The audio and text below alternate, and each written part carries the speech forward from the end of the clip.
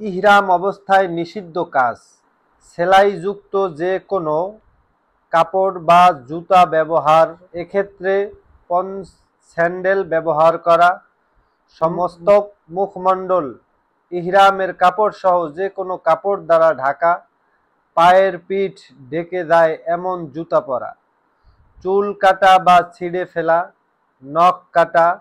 ঘ্রাণযুক্ত তৈল বা আতর লাগানো,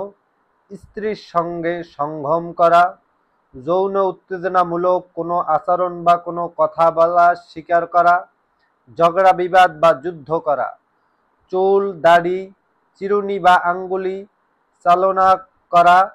যাতে ছিঁড়ার আশঙ্কা থাকে, শরীরে সাবান লাগানো, উকুন, ছারপোকা, মশা ও মাছি সহ কোনো জীবজন্তু হত্যা করা বা মারা কোনো গুনাহের কাজ করা, এই সমস্ত ইহরাম অবস্থায় কাজগুলা নিষিদ্ধ করা হয়েছে, এগুলা করা যাবে না।